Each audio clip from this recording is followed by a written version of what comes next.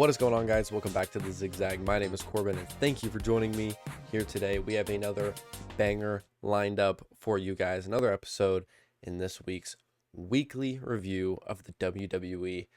And it's been just kind of a crazy week because the internet, if you haven't been on, it's been a little bit wild. There's a lot of things we're going to talk about later that people are not too happy about. And I gotta be honest, I'm not one to look at certain people or certain things being inserted into a storyline, and I'm usually like, this is stupid. Usually I kind of want to like let things build up and try and understand where the WWE is going with certain things. But it gets to a point where I have to look at this and just say this is a cash grab. This is an absolute cash grab, and that's kind of going to be the main focal point in today's video, which you're gonna find out about. It's that TKO is super greedy, incredibly greedy, and they are potentially trying to ruin the WWE. And I have so many opinions, and I think that could be an entire episode in itself. And I don't think you want to just see me sit here and talk about how they suck and they're greedy and terrible.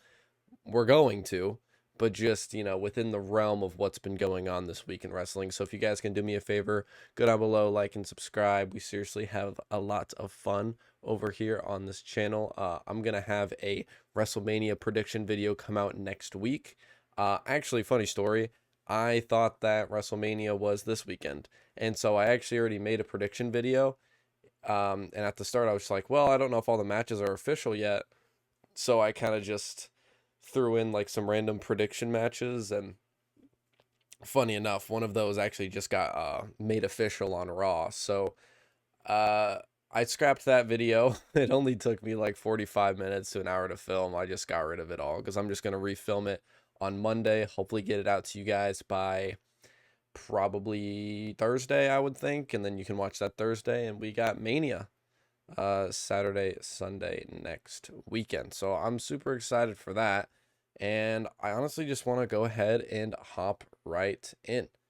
How my predictions for NXT went. We had NXT Stand and Deliver to start things off, and I just gotta say, what a treat. What an absolute treat of a card that we got.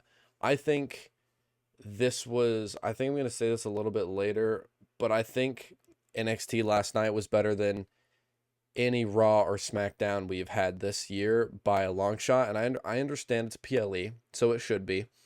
But I just think that NXT as a whole, weekly, they're just doing a better job than Raw and SmackDown right now. And the main event scene is changing constantly. It's like, all right, one week we're going to have the women's belt be the main stage, the focal point to end the show. Then it's going to be, Joe Hendry and Ricky Saints and Tony D and, and all those guys and Ethan Page. We're going to put them over here, and they're going to main event, I guess, this NXT. It's not like the same thing every single week with Raw and SmackDown where it's like, we're going to end with Cody and Randy. We're going to end with, Roman and Punk. Like, now I guess this week we did end with Oba and Brock, which that was a nice change of scenery. But if you remember last year, it got to a point where it was literally, I think it was Bloodline stuff.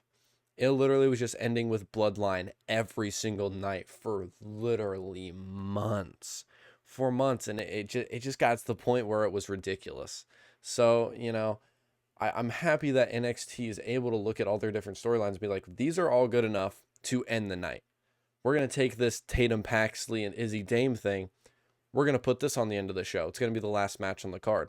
We're going to take Lola Vice, who just won the championship, and we're going to put her at the end of the card, and she's going to do a promo out there at the very end. Like, what NXT is doing is just great, and I think Stand and Deliver really helped show that. So here's how my predictions went. I sniped one, and the rest were pretty wrong. If you guys don't remember, it's bad. So to start it off, we have the Fatal 4-Way for the NXT World Championship, and I picked Joe Hendry because in my mind, I'm like, well, he just won it, kind of. So, yeah, he'll just retain it. He didn't. We got Tony D'Angelo, who actually picked up the win. And I'll talk about NXT Stand and Deliver as a whole a little bit later. I'll run through the show, but I'm just going to go ahead, state my predictions, and then we'll roll into SmackDown. So, Joe Hendry I picked. It was Tony D. Got that one wrong. We had JC Jane versus Kendall Gray or Lola Vice, which at the time it was but I knew it was going to be both of them, so I picked Lola Vice. And guess what? Ding, ding. I sniped that one, which I feel like is a little bit of an underdog pick because Lola just goes and loses all the time. And, she finally got her NXT Women's Championship, so that was really cool. And then Sol Ruca versus Zarya. I picked Zarya. Yet again, I was wrong. I think I picked her just because I wanted this feud to go on longer. And I felt like if Zarya won, then it was going to immediately kind of put together another match between her and Sol. But after that, we had Vanity Project versus Los Americanos. I picked Vanity Project. I got that one right. I felt like that was pretty obvious. It wouldn't make sense to give the tag belts away that quickly. I felt like Vanity Project just won them as well. And Los Americanos, as much as I love them and as great as they are, it just doesn't seem like the smart decision to put the belts on them. So after that, for some reason, I think I was snorting something. I picked Johnny Gargano to beat Miles Bourne. I don't know why I did that. I don't remember picking that. I don't think this is a joke. I think maybe what I did was I said, well, all right, maybe they give it to Johnny Gargano and Miles Bourne chases him back for it for a little bit, I think is the reasoning I gave. But guess what? That's bad reasoning. So, yeah, I got that one wrong. And then, of course, I did pick Tatum Paxley to retain her NXT Women's North American Championship. So she did that. That was pretty sick. And we'll move on to SmackDown. And a little bit later, I will go back and I'll talk about all these matches. But we had SmackDown on Friday, and this is where... actually, we have one thing before that. IShowSpeed gets attacked by LA Knight during his stream. That was hilarious. That's another reason I like IShowSpeed. I just think that if you can take a streamer and a big personality like Speed, and by the way, he's stupid athletic. So if you can enter him in as a celebrity, his celebrity presence makes sense. He's just a larger than life character. And with Speed, you're going to get something crazy every single week. That's just the kind of guy he is. And I like that he's able to take this curse with him onto his streams and kind of keep breaking that wall between what's real and what's not real. And he keeps it alive, no matter if, his fans are all WWE fans. But if you're watching the stream and you're a WWE fan and all of a sudden LA Knight breaks into his house, you're like, that's awesome. Like, that's super sweet. Like, that's what I thought. So I just think Speed being involved is really great. For a celebrity presence, it's really cool. And I just thought it was funny that Speed got attacked by LA Knight on his stream. Now, here is the celebrity that nobody is excited about. Pat McAfee returns and turns on Cody Rhodes, kicks him in the nuts. And apparently Pat was on the phone with Randy Orton. So this is the big one. This is the big controversy. This is what everybody hates. Usually if you watch me enough, you understand that I try and take everything that happens and be like, well, maybe it doesn't make 100% sense. I like celebrities in wrestling. I really do. But not for this. Celebrities being involved with Kit Wilson and The Miz and R-Truth and like people like that makes sense. Celebrities being involved with potential main event matches, that's a no-go for me. Those are stories that have been built by themselves. They don't need this caveat of a celebrity. Now, I know Pat McAfee is employed by the WWE and he's an announcer and all that, but it's Pat McAfee. And I'm from Indiana. we love Pat McAfee. I love Pat McAfee. I've met him numerous times. I've seen him at the DMV. That's a little bit close to where I live. I saw him riding his motorcycle. Like, Pat is goated. Here's my problem. My problem is that you have 15, 20 years of history between Cody and Randy. Let's just utilize the history. We don't need to go get Pat McAfee to make this story better. It's making it worse. And the Pat return to me was just so underwhelming because this could have just been so many people. I mean, and I like Pat, like I said, but like this is just Travis Scott part 2. And again, I love Travis Scott. He's like probably my favorite artist. I listen to his stuff all the time. I was like in his 0.1% listeners a few years ago. Like, Travis Scott's my guy. But back whenever he sided with John Cena, I was like, okay, this just doesn't make any sense. And Pat McAfee's just doing the exact same thing. The thing with Cody and John Cena is like they didn't really have that much history to go off of except for the turn at Elimination Chamber. That's like the only real beef that they had. Cody and Randy have been through this cycle of them hating each other for a little bit. Whenever Cody first debuted, he debuted against Randy Orton. So it's just this kind of thing where I don't 100% understand why we had to throw in someone like Pat McAfee, who's been an announcer, who's a commentator, and it just doesn't make any sense to me. Like, this literally could have been anybody. This could have been Ted DiBiase Jr., which would have made 1,000% more sense. And I think the reason they're doing this, like I said, I'm gonna say it many times, they aren't selling tickets whatsoever. So TKO right now is trying to throw anything they can at the wall and see if it will stick. And guess what? It's not sticking because everything they're throwing at the wall is terrible. And like, I understand the Jelly Roll thing. I don't think is terrible. I think that's a good celebrity match. This is awful. And TKO has made their ticket prices so incredibly high. They're trying to put anyone they can into these matches to make it seem like people need to buy tickets. I don't know. Wrestling was built on like, it's family entertainment. You can go watch a wrestling match. My dad, my sister, and I used to go, a few different times whenever we were little. And I remember to this day, like, that's such like a ingrained memory for me, was going to those shows. And people can't do that anymore. I went to what's it called? The terrible PLE in Indianapolis. It wasn't terrible. I didn't think it was too terrible, but the name, WrestlePalooza. I went to WrestlePalooza, and the tickets, what my dad paid for them, like, it was ridiculous. And we had a great time, and they were down the floor, but for what we paid for those tickets, like, back then we would have gotten like front row seats. Like, we were still on the floor and they were awesome seats, but it, like, again, they're just too expensive.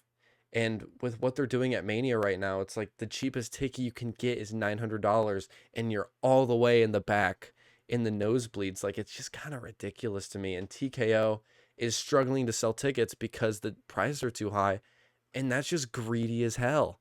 It's absolute greed. They talk about this kind of greed in the Bible. Like, it's unbelievable to me. So I'm like, with the Pat return, whatever, but just talk about attempting to ruin a main event. Uncle Howdy beats Tama Tonga in a really underrated match, in my opinion. So if you guys didn't see, this match was kind of a show stealer. I don't know what it was about it. It kind of just had a good, like, storytelling thing with Solo and the Lantern and the MFT, and they were kind of doing that thing. But also, the in-ring wrestling was fairly technical, And along with that, they just put on a good match. It was kind of just weird to me, just because, like, if I were to tell you, oh, I think match of the night was maybe Uncle Howdy versus Tama Tonga, you'd be like, oh, dude, you're crazy. That's, I mean, it's weird, but I thought it was really good.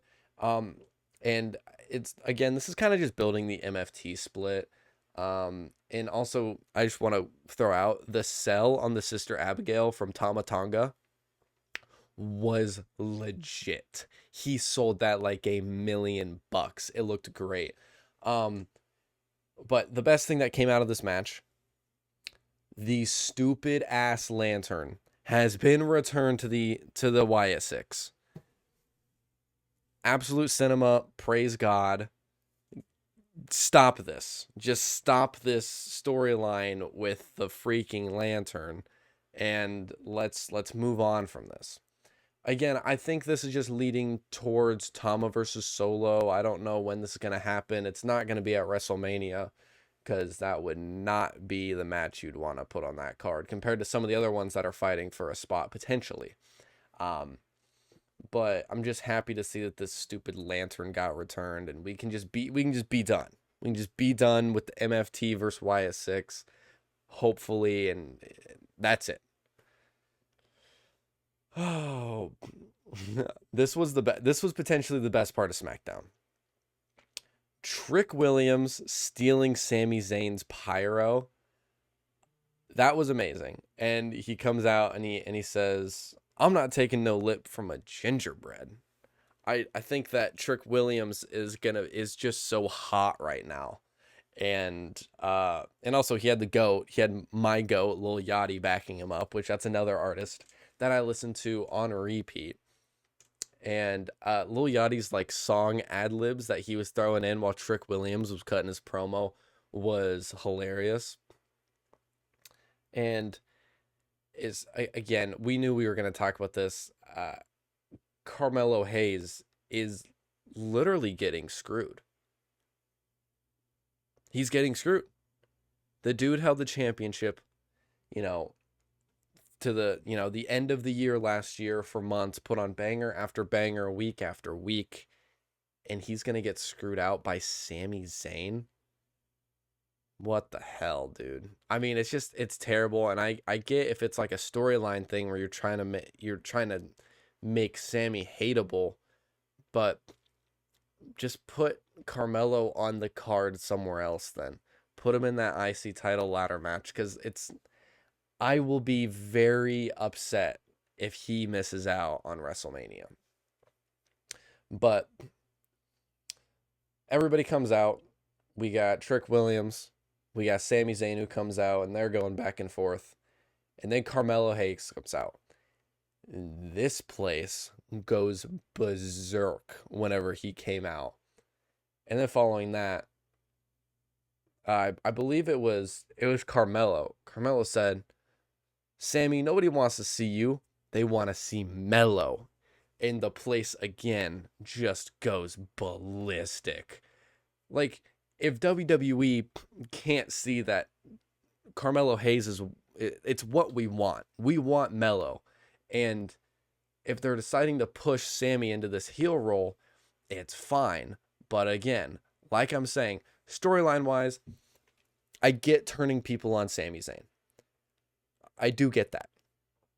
But you put Carmelo Hayes on the card somewhere else so we can enjoy him, and we need to, he can have his moment to shine at WrestleMania, and it lets the WWE universe know that the company does care about what we think.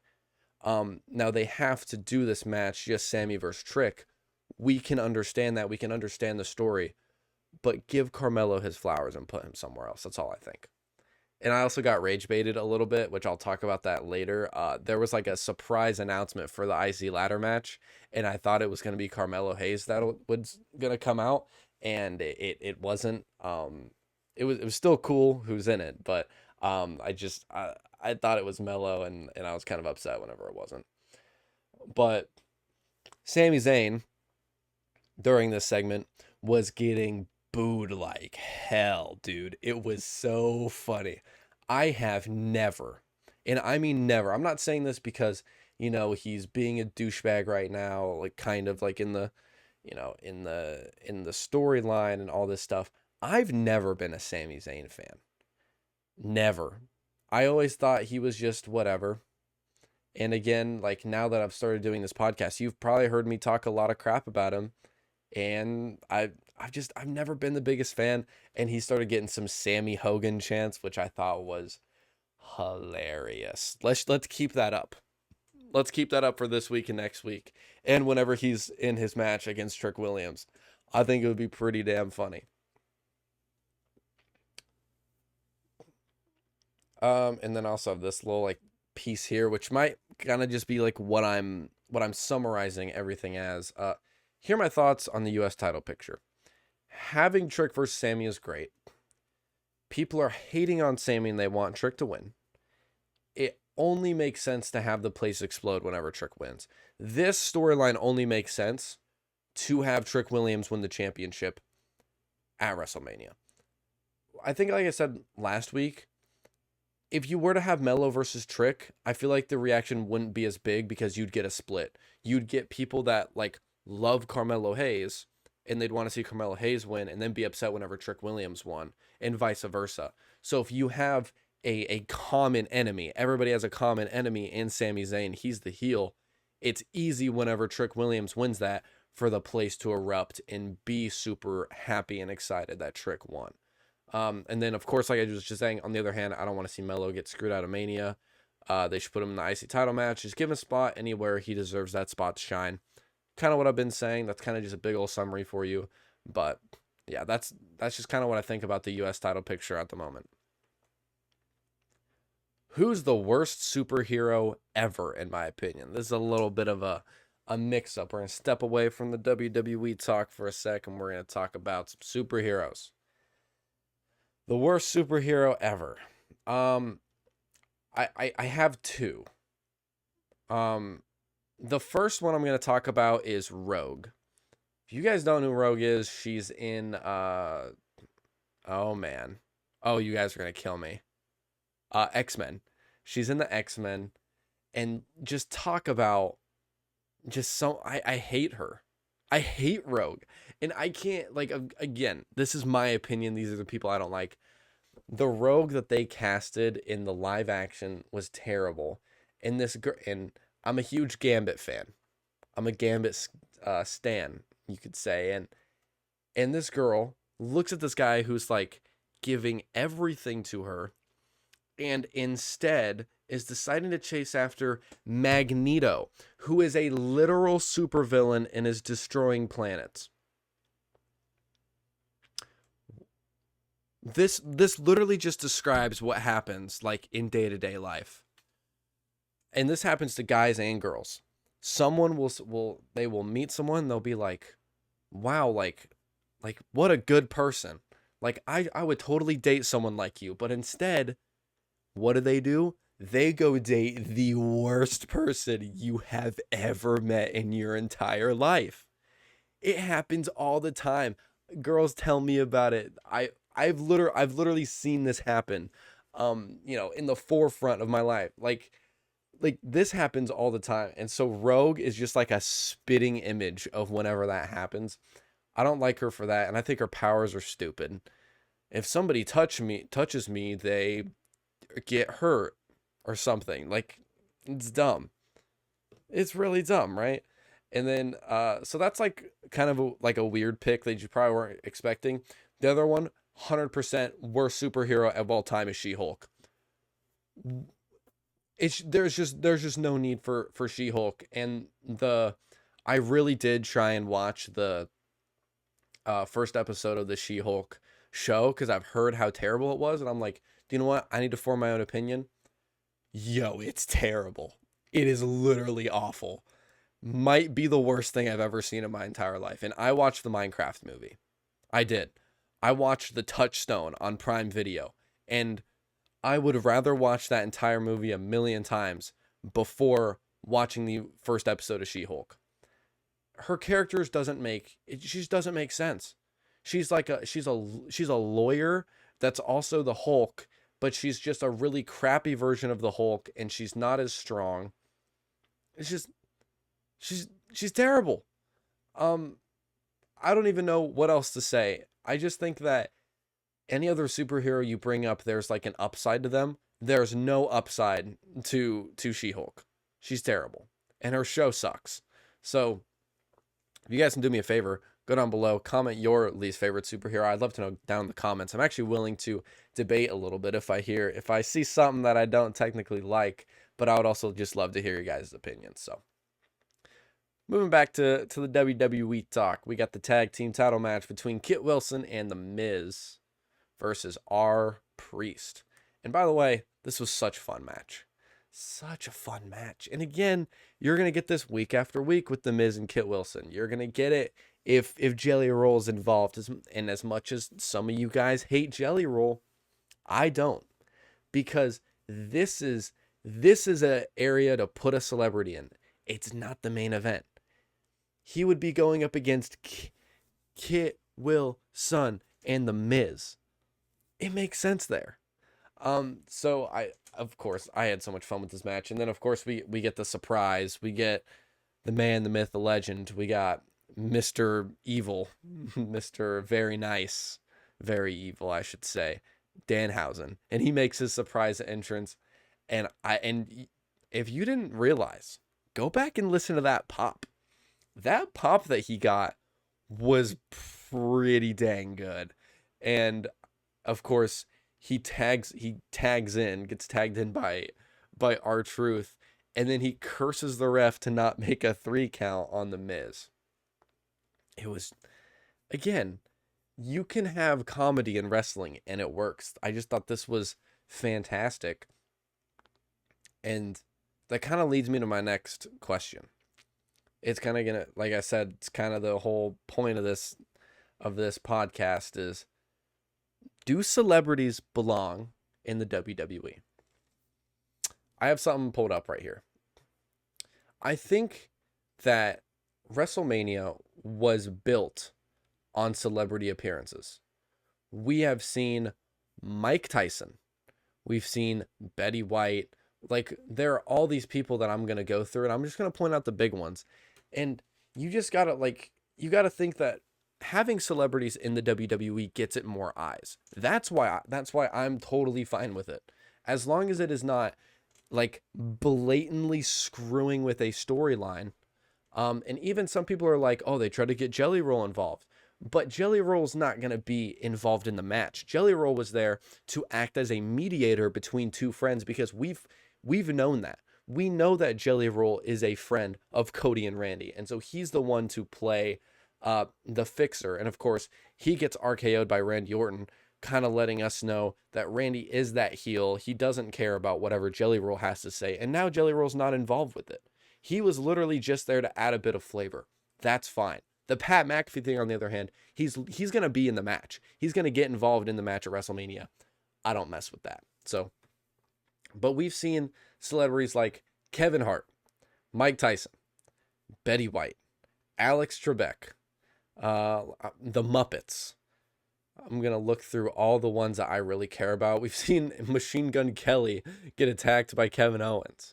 If you guys remember that one, I remember that. Pee Wee Herman, Snoop Dogg, the Diggy Dog, Lawrence Taylor, Floyd Mayweather, Muhammad Ali.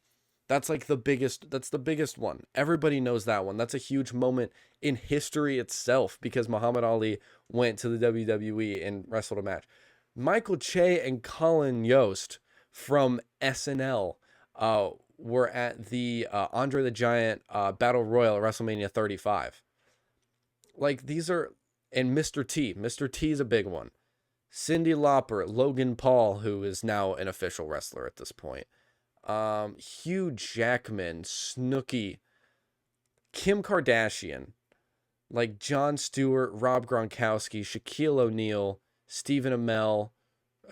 We don't count Ronda Rousey, but she is on here. And then, of course, Bad Bunny. And Jelly Roll, of course. But who I just listed off, most of what happened with them was good. They weren't getting involved in main storylines, except for like way back in the day way back in the day, like, Mr. T and oh my gosh, Muhammad Ali and Mike Tyson, they were involved with higher up storylines. But again, back then, people didn't care. They were like, oh, WWE sick. Yo, is that Mike Tyson? I think that's where we kind of need to get back to, because people are just kind of pissing me off. And because I think celebrities do belong in the WWE. Celebrities absolutely do. It's kind of it's a part of the WWE that people hate on too much. This has been around forever. It's not like celebrities are a new thing. They're really not. Like the people I just named off, I named off Betty White. Like, are we serious? I think that some celebrities get too much flack, and I understand the hate for Pat McAfee, but the other ones like IShowSpeed and oh my gosh, and Lil Yachty, you people online that were ripping on Lil Yachty for being in there actually need to grow up. Let's talk about the number one fan of WWE. He might be the biggest WWE fan of all time, and he's getting his moment in the ring. He's not messing anything up. He's throwing in these fun ad-libs. He's backing up Trick Williams, and why would you hate on a guy like that? It's just stupid in my opinion, but I think that people give celebrities a bad rap when realistically they bring eyes to the WWE, which is what we want. After the Kit Wilson and Miz and R Priest match, Cody attacks Kit Wilson and then go ahead. He trashes TKO and he trashes Pat McAfee. And I gotta say, Cody's promos the past few months, 6 months, have been a little stale for me. They've been good, but they're kind of just the same thing over and over again. It's, Drew McIntyre, come out here and face me. Drew McIntyre. Like, that's every single promo from Cody. And we got something new this time. This is probably my favorite Cody promo ever. One of the lines just says, go ahead and fire me. It worked out so well last time. And also, Pat McAfee, you're Logan Paul with no muscles. I just thought it was funny, but the whole promo itself, please go listen to it. It was actually meaningful. It wasn't Cody talking just to talk, which he does sometimes. He wasn't talking just to get a promo out.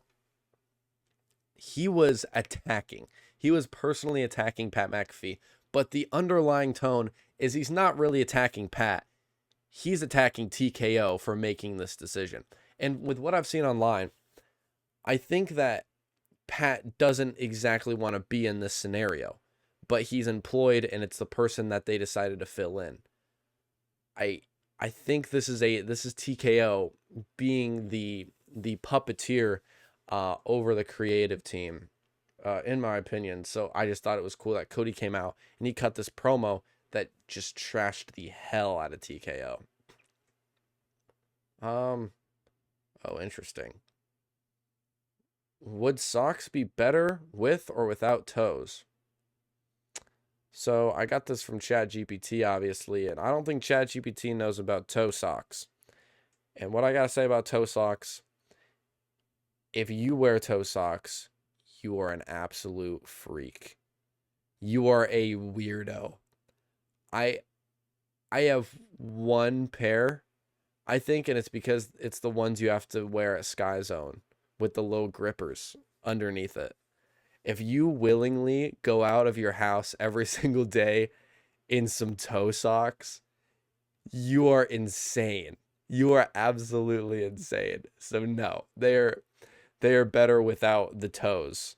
Thank you, AI. My NXT Stand and Deliver opinions, like I said earlier, it's kind of just better than every Raw and SmackDown this year.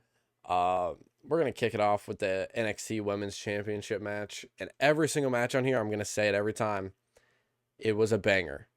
Like, this match was probably the best or one of the best matches I've seen this year, period. It was just so good. You had Kendall Gray doing her flip to the outside.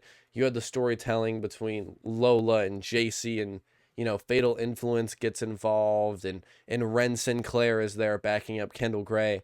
And then you give it the win to the person who doesn't have any backup in Lola Vice, and it was just great.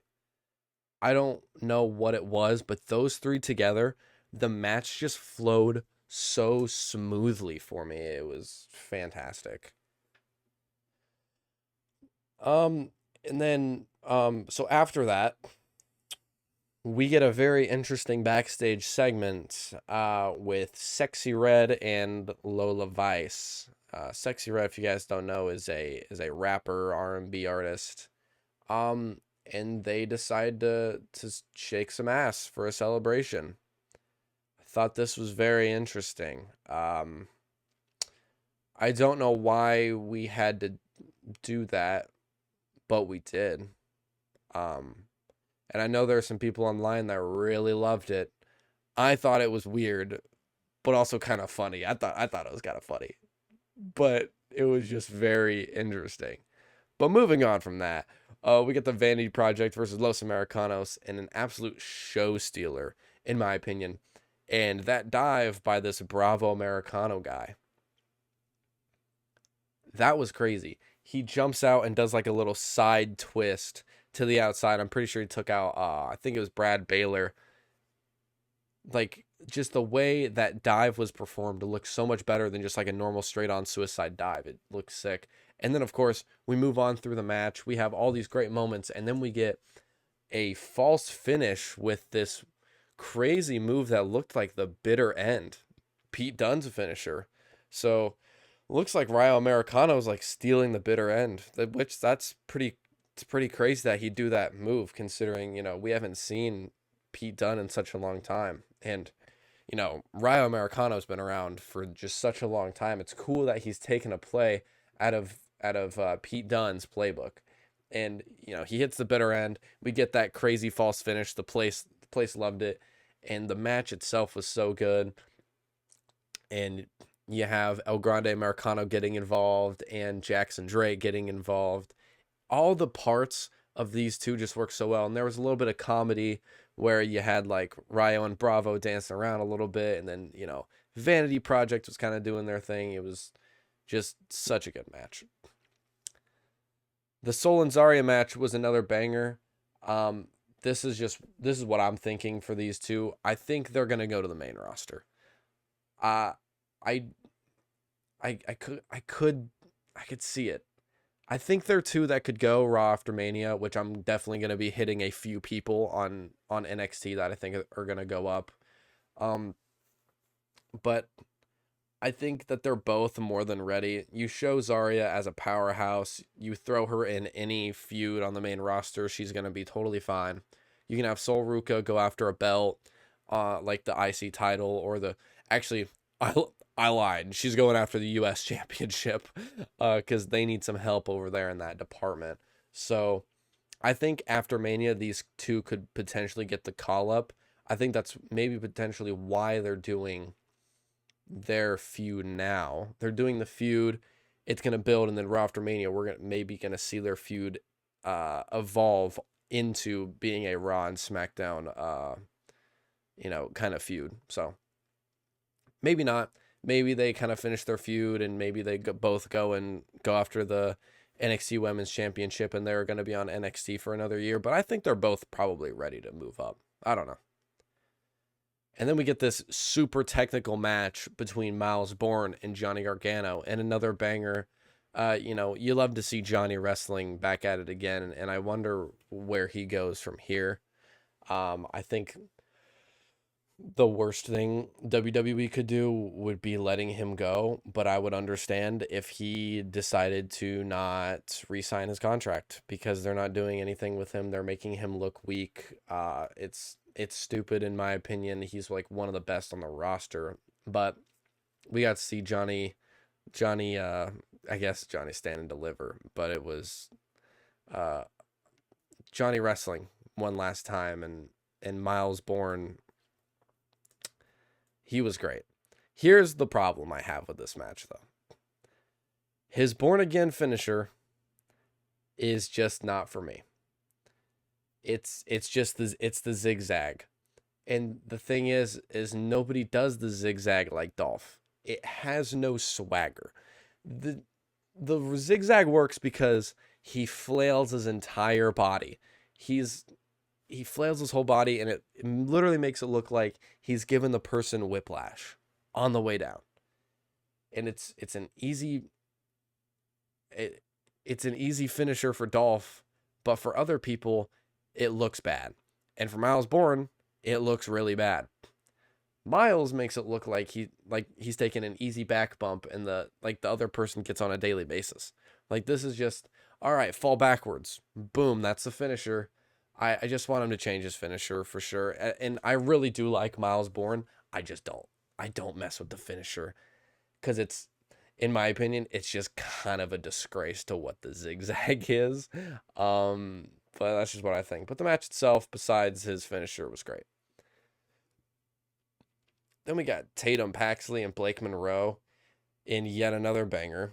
We have 2 false finishes, and then the beauty shot reversal into the cemetery drive. It was a 5-star reversal. They had this huge segment. They're going back and forth. Has the beauty shot false finish, has the roll up false finish from Tatum, and then Blake Monroe lines up for the beauty shot one last time and reverses it into the cemetery drive and ends up, picking up the win. And the Tatum and Blake feud is still going on, like we just saw in last night's NXT. I'm not going to touch on last night's NXT too much, because sadly I didn't get to see it because I was doing a bunch of homework. But I watched the recap, and it was super sick. So make sure you check out NXT on Tuesday nights. It's been a lot of fun whenever I've been watching. So, and then finally, to end Stand and Deliver, we got Tony D winning the NXT Championship. Finally, it's been long enough for him, and he deserves it. But I wonder what this means for Joe, Ricky, and Ethan. It's main roster time. It's got to be for these guys. For the only person I could see not going to the main roster, and people might kill me for this, is Ricky Saints. I could see him being on NXT a little bit longer. But Joe Hendry's over with the fans. Ethan Page is the best superstar in NXT. And once he goes to the main roster, within the year, he's going to be probably the best character on either brand he goes to. So I could see Raw after Mania, them potentially being slid in somewhere, and we could see them make their debuts on the Raw or SmackDown after WrestleMania, I should say. The next question on here says, who's the worst Royal Rumble winner of all time? For me, this is pretty easy. I'm gonna have a few honorable mentions. The one is Triple H. The Triple H is my honorable mention, and I understand the story made sense back whenever, I'm talking about whenever he won the WWE Championship from winning the Royal Rumble.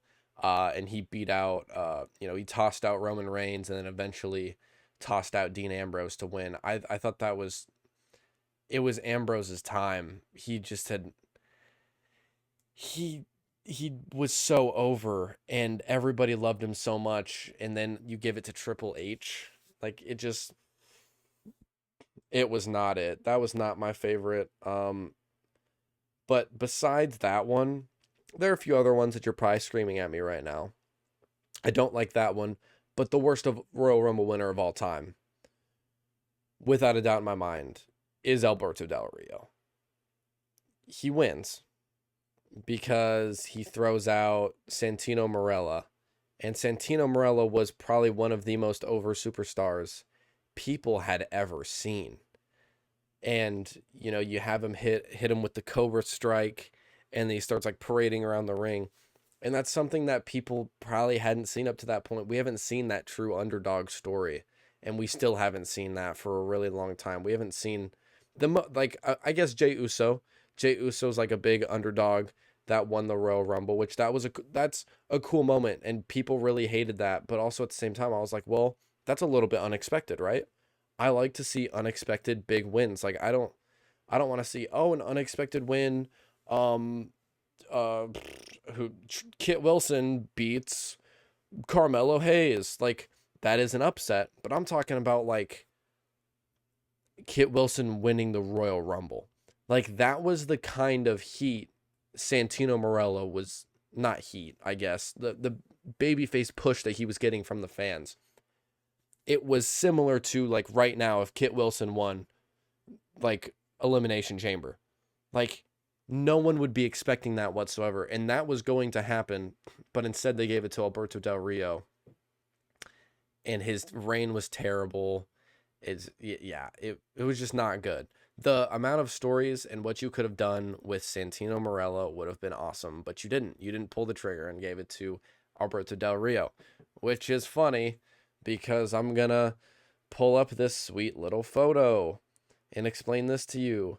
Breaking news, Alberto Del Rio was reportedly arrested earlier today in San Luis after alleged verbal and physical assault of his wife.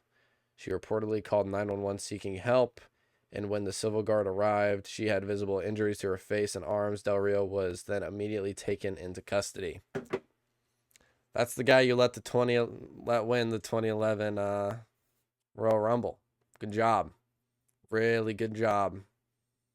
But yeah, that was just crazy because I had just put this question down on here for myself, and then like 5 minutes later I got that notification on Instagram, and I was like, oh, sick.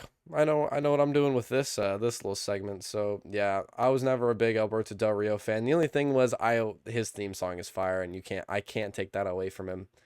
His theme song was fire, and I loved him arriving in the car. But the theme was great, but the theme song isn't so good you should beat your wife, dude. That's a little bit crazy. Moving on to Raw, we got CM Punk cutting a Raw promo that was tough as hell. I can't even lie. I'm not the biggest CM Punk fan. I never have. He's just never really resonated with me that much. But CM Punk calls out Pat McAfee and TKO. He calls out the ticket prices. And this was kind of a pipe bomb. But it wasn't a pipe bomb at another wrestler. It wasn't like what we've seen with John Cena, where he was like, oh,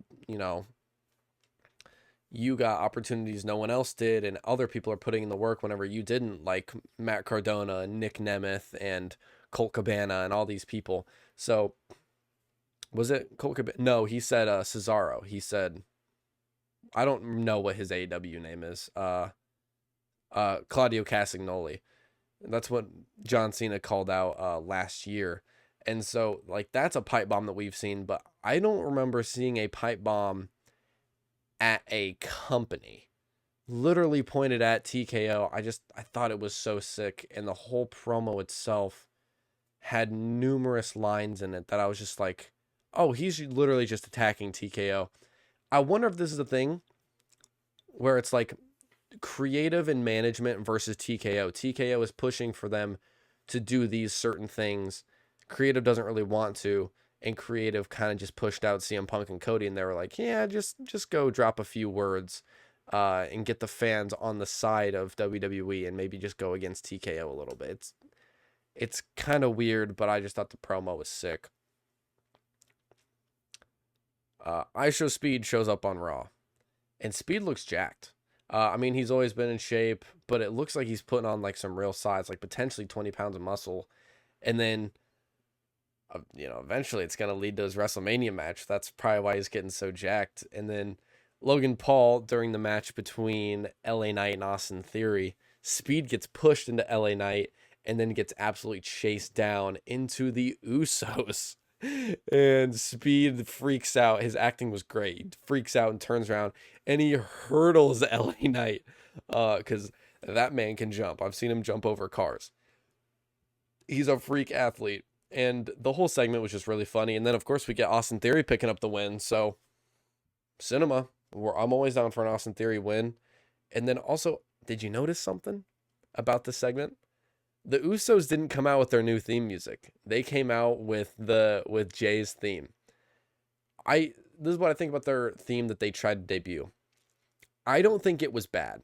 I thought it was actually really good. The problem was it wasn't yeetable.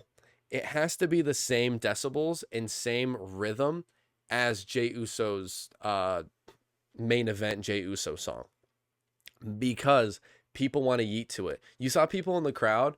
It was like, it's just us, Us, and like whatever. But it wasn't like the same timing. So people were like kind of like yeeting, but then they like couldn't because it didn't flow.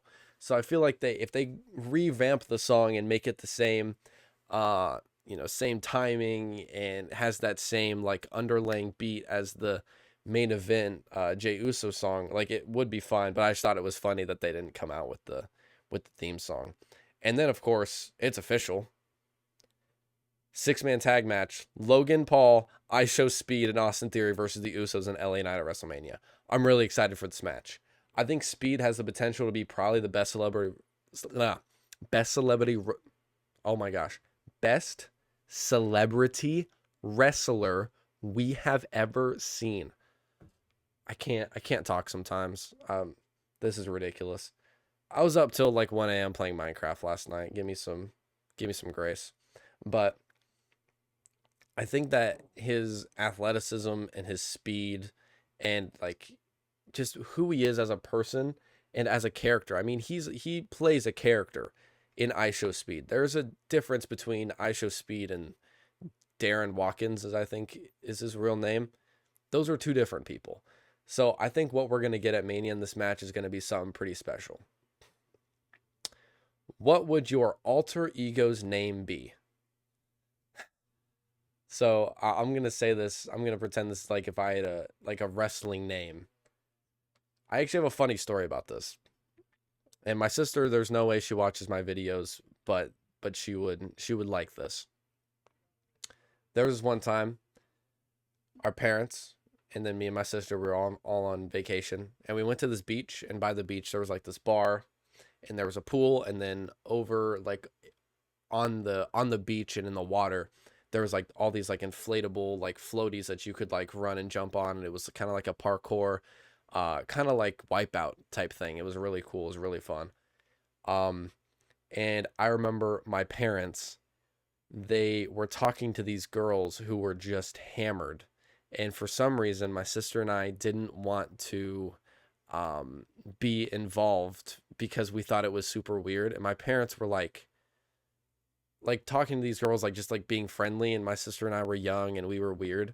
So my sister and I came up with the alter ego Colton and Jabria. I don't know why my sister named herself Jabria. I don't know why I named myself Colton. I guess Colton at least makes a little bit of sense because that's a super white name. My sister, I don't know why we chose Jabria, but those were like our alter ego names. Like my parents would go like come up and talk to us, and we were like young. I was probably 9, she was 12. So whenever this happened, my parents would come up and talk to us, and we'd be like, we don't know who you are. We're Colton and Jabria, like just to be dumb. So that's kind of been my only alter ego. Other than that, I don't like put on a persona, especially not for YouTube. I feel like I'm myself. I kind of just say whatever I want. So if I were to have a wrestling name though, would be like a cool wrestling name. The problem is I would want green at the end of it because green's my favorite color. So it'd have to be like Colton Green. That's not too bad. That actually might be pretty terrible. Not as bad as a name I'm actually probably going to talk about later because I have a question I wrote down a little bit later, and it says, what are the 5 most random wrestlers you can think of? And I already know, like, one's already popped into my head, and it's the worst wrestling name I've ever seen. It's over Skip Sheffield, which is what Ryback's name originally was, which that one's terrible, but this one's even worse. But alter ego name, I guess, is Colton. But if it was in wrestling, I don't know. It'd be something cool. Give me a name if you can think of one. I don't know. Maybe it's just Corbin, because my name's weird enough. Dom Mysterio attacks Finn Balor and mocks the woo that Finn always does. And I'm just kind of wondering who's going to win at this match. Because Well, this was before we knew the information we know now. I'm going to put a caveat on this. I'm wondering who's going to win because I think it would make sense if Dom won and it would let that blood boil between them two even more and they could build it for even longer. Because I don't think this feud is going to be done at Mania. There's no way. There's going to be this match and then it's going to continue after. All the way till potentially Backlash, as Triple H likes to say. So I could see Dom winning, but then we quickly learned some valuable information that I'll talk about in a second. I was honestly very shocked that Bayley and Lash Legend had a real, well, I'm not shocked that they had a good match, but I was shocked at how good the match was. And then I was really shocked that Bayley won. I still don't have a care in the world for this Fatal 4-Way tag match. I think the Irresistible Forces will probably retain. If you give it to Bayley and Lyra, I would also like that because I'd just be a cool moment for them too because they've been pushing for it for so long. But yeah, very shocked at how good the Bayley and Lash match was. Seth Rollins is back in the building, and he swears to take back the title that he never lost and kill the Vision. And then, of course, him and Gunther brawl, and I'm just so excited for this match. I am. And I think that Seth saying he swears he's going to take back the title is awesome, because who's probably going to have the title after Mania? Mr. Roman Reigns. And if we get to run back Seth versus Roman at SummerSlam, holy, that is going to be insane, right? It's going to be nuts. Every time we've gotten a Seth versus Roman match, it's been amazing. So I'm super excited for that. But the real question is, like, why is Gunther coming after Seth? It's been confirmed that Gunther did this because of his own reasons. He comes out and he talks to Paul Heyman. He's like, and Paul's like, well, I don't know why you attacked him, but I appreciate you. And Gunther's like, I didn't do it for you. I'm doing it for myself, or something like that. So we don't even 100% know why he's attacking Seth. Well, obviously this is a pivot, let's be honest. But if we can find some cool, like, story arc narrative to throw into this between Seth and Gunther, I think that'd be pretty cool. The 6-man tag match between Americanos versus Javon, Penta, and Dragon Lee was so fire. I can't wait for the ladder match. And I don't think they're going to end up doing mask versus match. Mask versus mask. Jeez. I can't even talk today. It's ridiculous. But I think they should add in the real El Grande Americano into this match. If you have Dragon Lee and Penta and now Rey Mysterio and, you know, all these different people and JD McDonough and Rusev, why not throw in the real, or new if you want to call him, the real El Grande Americano into this? It would just be another aspect that everyone would love. And then, of course, like I just said, Rey Mysterio's here and he joins the ladder match. This is what I think happened. I think Rey Mysterio got injured. I'm pretty sure the creative team is trying to push Rey into retiring, but he has to get retired by Gunther. And I have a feeling that Rey is going to do everything in his power to not get retired by Gunther and instead get retired by his son, Dominic Mysterio. It just makes sense to me, and I know they were going to push for that at Mania, but if Rey was like, oh, I guess I'm hurt, man, I'm hurt. Oh, look how hurt I am. And then finally they throw Gunther into this feud with Seth. Now Rey can be like, oh, I'm actually all good. And now he's just back and he joins the ladder match, which I thought was sick. That's what I honestly think is happening. Maybe not, but I feel like if anyone's going to retire Rey, it has to be Dominic. Dominic's never beat him in a singles match before. And I think that's what it's going to lead to, is Dominic finally getting the win over his dad in his final match, in Rey's final match, I should say. What are the 5 most random wrestlers you can think of off the top of your head? All right, let me cook. The one I was thinking of was Michael McGillicuddy. Michael McGillicuddy is Curtis Axel's original name. It's the worst name in WWE history. Michael McGillicuddy? That's terrible. What are some other ones? I'm trying to think of, like, like early 2010s. Ooh, Adam Rose. Adam Rose and the Rosebuds. I always loved them. That's one in my head. Justin Gabriel. Justin Gabriel's another one who like literally had one of the prettiest shooting star presses I've ever seen. Um, I'm trying to think of a real deep cut for you guys. Like one that you maybe wouldn't even know. The girl that I'm thinking of is Caitlyn. So I wouldn't really call that like extreme ball knowledge, but Caitlyn's there, I guess. Who's the who's the guy? I think his name was Charlie Haas. Do you remember Charlie Haas? He was kind of a jobber. I think he was in a tag team for a little bit. I think that was his name back in early SmackDown. Let me look it up. Let me see if that's right. I think his name was Charlie Haas, and he was terrible. But I, for some reason, remember. Yes, and he was in a tag. He was in a tag team with Shelton Benjamin. I was right. And did he work with? Yeah, 6'2", 249. Jeez, this dude was yoked. Was he ever a champion? He was a tag champion with Shelton Benjamin in Ring of Honor. But yeah, Charlie Haas is your deep cut. I was trying to think of his name. But yeah, those are my picks. Michael McGillicuddy, Caitlyn, Adam Rose, Charlie Haas, and Justin Gabriel. That's who I picked. Those are the 5 random wrestlers I can think of right now. I can think of more if you want me to.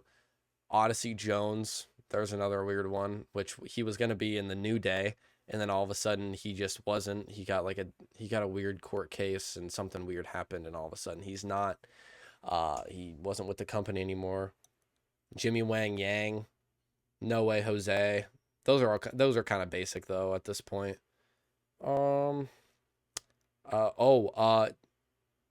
Matadores for a tag team.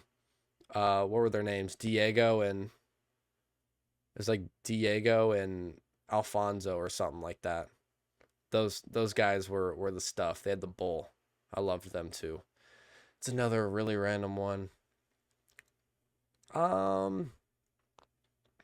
Like I said earlier, Skip Sheffield, but that's just Ryback. I think that's probably it. I'm really trying to like rack my brain for like a really random poll. But I can't. That's my brain's maxed out. I don't want to waste your guys' time. So we move back over to Raw and we see another background segment where Austin Theory is with Maxine Dupree. Is she gonna potentially get involved at WrestleMania? I'm really wondering, because I think that it would be cool for the Vision to have a female character. I feel like in a big faction like the Judgment Day and like, you know, all these different, you know, factions that we've seen over the years, they have a girl. And the girl becomes like this like badass character that they can kind of rely on to even get involved in the men's matches. So it'd be cool to see Maxine go heel and be part of the Vision. It would be pretty cool. But I just thought it was weird that we've seen her twice now in the background with Austin Theory. And like I've said before, the background segments, like what we see in the background, that means something. The creative team doesn't put that there just for giggles. That's there for a reason. So I'm just keep that in the back of your mind. I think that she could potentially play a part at Mania. They just flipped the women's championship over from SmackDown on its head. Having, you know, Jade Cargill attack Io Sky, who is Rhea's best friend, having her get attacked while Rhea is wrapped up with Michin and B-Fab. I thought this was genius. I thought it was genius because I could literally have cared less about this feud, but now we're throwing in this I'm now beating up your best friend kind of aspect, like we got with Gunther and Jay last year whenever Gunther beat up Jimmy and like put him in the hospital and all this stuff. Kind of the same thing we're doing right here. I just thought it was a really brilliant segment. Finn Balor had a promo video. He states, "There's a side of me that you have never seen before. You've awoken it. It's back." I think that probably officially means we're getting the Demon Finn Balor at WrestleMania. But here's my problem with this.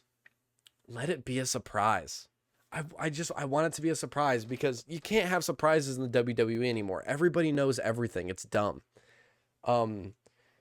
Like the last surprise, like big surprise we really got was like John Cena turning heel. Like everyone kept that like it was so hush. We need more hush moments.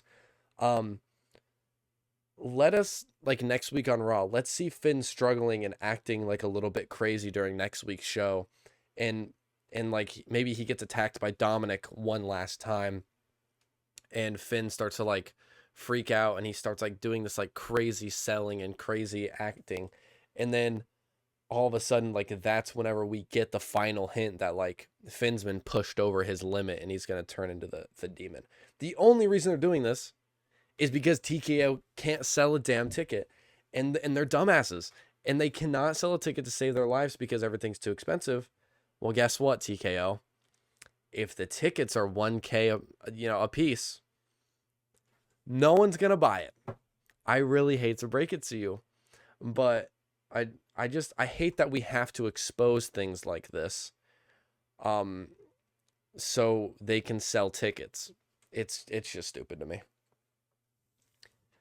Stephanie Vaquer attacks the hell out of Liv and Roxanne, I guess, and breaks her through a TV. I just think this feud is been so great. And also, does Roxanne end up siding with Finn Balor? Liv brought it up to her, but never really got her answer. I wonder if Roxanne might get involved in the Demon versus Dominic match. And also, did you see I think Liv and Roxanne are both under concussion protocol from what Stephanie did. Like they're like literally they had like baseball sized holes like on the top of their head, like big old goose eggs. They both did. And the photos of them were like insane. Like they bumped heads so hard, like it looked pretty vicious. So hopefully no concussions from them because they are definitely needed on the Mania card. Mr. New Era Triple H shows up for the contract signing between Oba and Brock. And of course, just how everybody thought it would end. They go through the table, they attack each other, they finally get broken up. And again, not really much you need to build with these two. It's just going to be an all-out war between these two. I honestly think this should main event night one instead of Randy and Cody, which is insane, but that's just how much the Pat McAfee returned and TKO has killed that feud. Speaking of WrestleMania matches, we have officially got the card. I'm pretty sure this is the complete card. So, night one, we are getting, of course, Randy Orton with Pat McAfee versus Cody Rhodes. And then we're getting Seth versus Gunther, AJ Lee versus Becky Lynch, the Fatal 4-Way Women's Tag, Liv Morgan versus Stephanie Vaquer, and then Drew McIntyre versus Jacob Fatu, and the Vision plus Speed versus LA Knight and the Usos. So, try and remember night one. The matches on here that like I care about is Seth versus Gunther, Drew versus Jacob, and I do care about Liv versus Stephanie, but like I care about all these matches, but just not as much as the next page. The next page of superstar matches that Mania set up for night two is absolutely mogging the hell out of the first night. Let me read you the second night. CM Punk versus Roman Reigns for the World Heavyweight Championship. Trick Williams versus Sami Zayn for the US title, which I just want Trick to win, obviously. Rhea Ripley versus Jade Cargill. Brock Lesnar versus Oba Femi, and then the IC ladder title match, and then Dom Mysterio versus the Demon Finn Balor. That's crazy. That like night two is going to be so insane. And I'm not saying night one is bad. There are more matches I care about on the next day than I do on the first day. Honestly, the big thing that's bringing it down is the women's fatal 4-way tag match, but I'll make sure to get my predictions out next week, and I know you guys are going to want to stay tuned for that. But I do have one last question. Elijah Dub _43 on YouTube says, "Hey Corbin, super random question, but I've always been into the supernatural. Leads me to my question, do you believe in ghosts?" Thank you for sending in your question. If you guys want to do me a favor, send any questions you guys have down below, because it makes my life easier. I'll probably end up replacing certain like segments on here. Instead of just going through what happened, I'll maybe just answer your question about said thing that happened. So just please leave questions down below, and I will literally answer every single one of them. Do I believe in ghosts? Absolutely. I think ghosts are real. There are some things like that people take it maybe a little bit too far, like mummies and like weird stuff like that. Like, I don't believe in that, but I do believe in ghosts for sure. I swear my dog that passed away a few years ago, Bella, she haunts our house. Like, it's a legit thing. So I do believe in ghosts, and I feel like sometimes you're like alone.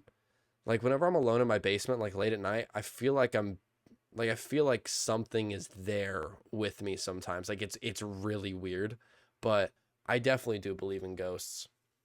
I've also been playing a lot of Phasmophobia. That's a super sweet game where you just go hunt ghosts, and I just think it's really cool.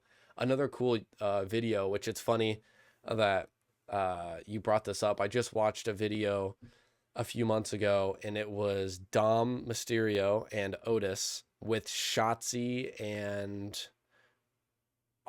Scarlett and Karrion Kross. It's an older video, and they go into a haunted house, and they like basically like talk to ghosts and like interact with ghosts, and they all and Dom and Otis are like freaking out. It's really funny. So it's just funny that you kind of brought that up, because now it kind of like triggered my brain in that sense. So that is the final question on this week's weekly review in wrestling. I don't really have that much for you guys. Again, like, if you do me a favor, like, comment, subscribe down below, drop a question for me. Make sure to peep the YouTube channel for other content. My Instagram and TikTok is all linked down below. If you guys want to go follow that, there's other content that I post over there. So I want to thank you guys for joining me in today's video, and I hope you have a wonderful day.